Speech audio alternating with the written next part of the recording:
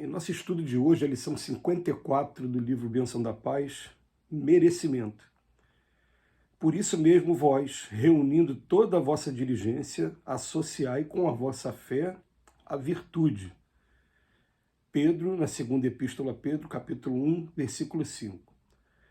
Não há tanto mérito em que domines essa ou aquela ciência, e sim em que lhe utilizes os recursos a fim de ajudar os companheiros da humanidade a se desvencilharem da incipiência e da ignorância.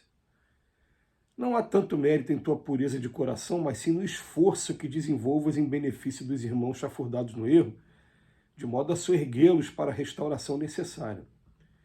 Não há tanto mérito em tua fé ardente, e sim no trabalho a que te apliques com ela no apoio àqueles que ainda não lhe entesouraram a luz, para que não lhe falte à mesa o pão da esperança. Não há tanto mérito na posse que detens, mas sim no emprego que lhe deis em socorro aos que te cercam, ou no auxílio aos sofredores e menos felizes, dos quais te vês defrontado na experiência comum. Não há tanto mérito em teu nome, por mais nobre seja ele, sim no uso do prestígio que desfrutes, amparando a jornada de quantos te compartilham o esforço do dia a dia. Virtude sem proveito é brilhante no deserto. Inteligência sem boas obras é tesouro enterrado. Fita o sol acalentando a lama da terra e compreenderás o ensino claro da natureza que nos determina sabiamente entender e servir, abençoar e auxiliar. Em qualquer parte a vida te conhece pelo que és, mas apenas te valoriza pelo que fazes de ti. A gente fazendo esse estudo diariamente, a gente acaba contando um pouquinho da nossa biografia nos estudos, né? E tem um espírito que marcou profundamente a minha vida, principalmente, com essas mensagens que chegam. Ele está no livro Obreiros da Vida Eterna, um livro escrito por André Luiz, através de Chico Xavier, e o capítulo 1º do livro, é interessante como o livro que tem 20 capítulos, conta uma história completamente diferente, né? Mas uma mensagem no primeiro capítulo logo, de um espírito, aquela mensagem preliminar, porque quem conhece os livros do André Luiz sabe que o início dos livros são sempre conversações, instruções, né? Os espíritos se reunindo, identificando os personagens para cumprir uma determinada tarefa. E eis que surge um espírito no primeiro capítulo do livro falando o seguinte, falando que ele, na última experiência aqui na Terra, ele conseguiu dominar suas más inclinações, conseguiu ali um progresso considerável, mas conforme ele foi conquistando esse progresso, essa vitória sobre ele mesmo, ele começou a ficar destacado do restante da população mundial, por conta daquele ponto que Paulo de Tarso, né, sempre falava para a gente, né, falava que tudo me é lícito, mas nem tudo me convém. Então ele começou a perceber, e a imagem que veio para mim conforme eu li e reli, é como se o planeta estivesse aqui e a pessoa foi se distanciando, distanciando, chegando a um ponto, né, que ele chega a um ponto que ele não consegue subir mais e tampouco ele consegue ter afinidade com o que está acontecendo de comum aqui na Terra. Então ele meio que estava isolado ali nesse momento e ele, fazendo uma análise dele mesmo, ele começa a perceber que luzes passam por ele o tempo todo e vão direto aqui em todas as regiões que tem vida aqui na Terra para amparar essas regiões. E ele se deu conta de que o próprio Cristo nunca parou de trabalhar. Ele vai e volta, vai e volta. E aí ele passa a mensagem para a gente do seguinte, que chega um ponto, não basta apenas você ter a reforma íntima, você está entregue até um trabalho, se esse trabalho não for em prol da coletividade. Ele vem dizer para a gente o seguinte, que está lá no Evangelho, né? Que a luz, quando se acende, você não pode colocar ela num lugar escondido. Você tem que colocar à disposição das pessoas, você tem que colocar dando uma utilidade a essa luz. E naquele momento, naquelas semanas em que eu estava meditando nessa mensagem desse espírito, me veio à cabeça toda a jornada que um espírito passa enquanto está aqui no planeta Terra.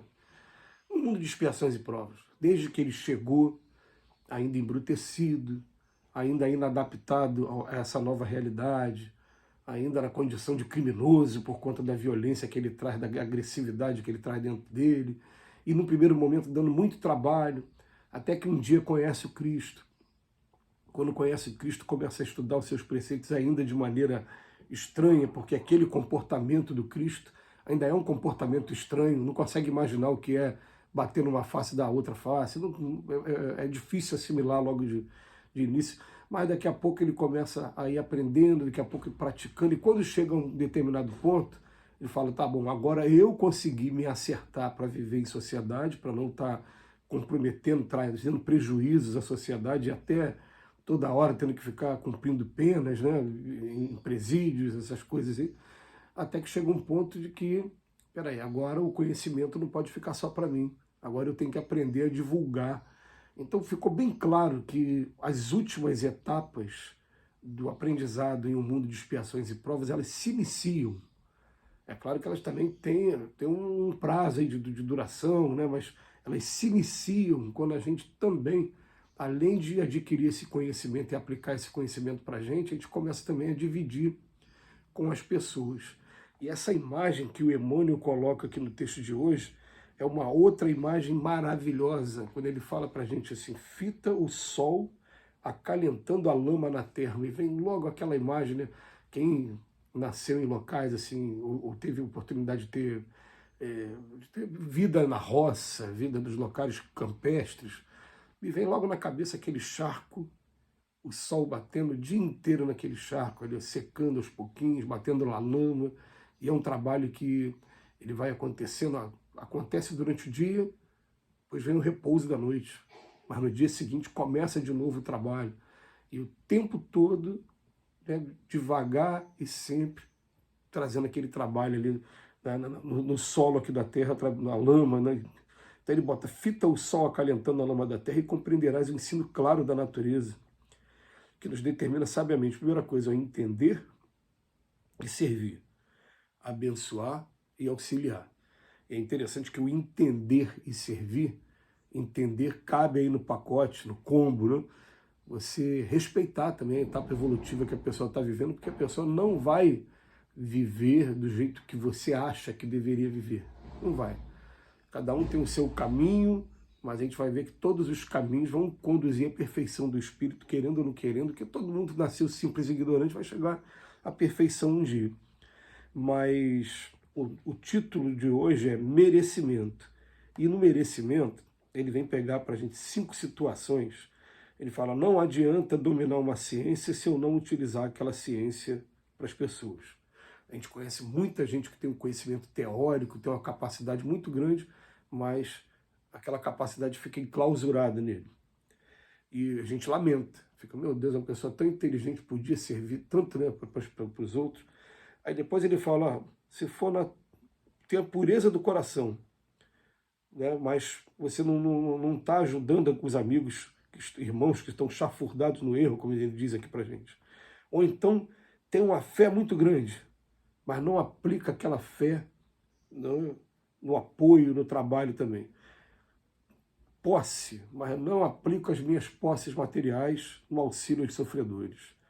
E nome, prestígio, mas mesmo assim eu também não uso aquilo, né, amparando a jornada das pessoas. Então, ele chama atenção para alguns detalhes que só vão ter valor de verdade se a gente aprender a dividir, se a gente aprender a compartilhar com as pessoas.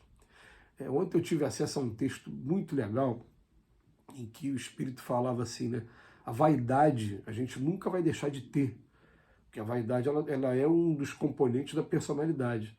Ela só vai deixar de ser material. Eu vou começar a ter vaidade em querer ser um grande trabalhador, em ter méritos para poder estar ocupando aí posições de mais trabalho na obra do Pai. Então, a vaidade que tem, por exemplo, vem na minha cabeça que ser o governador do nosso lar, da colônia nosso lar, quando diz que lá o governador não é eleito, lá ele é reconhecido pelo trabalho dele. Então você vai ter essa vaidade sim, essa vaidade sempre, mas a vaidade agora não vai ser aquela vaidade de superioridade com relação aos outros aqui na Terra. E a gente vai aprender que quanto mais a gente coloca a nossa luz à disposição, a gente está criando a luz em nós mesmos. Que Que Jesus nos abençoe hoje e sempre.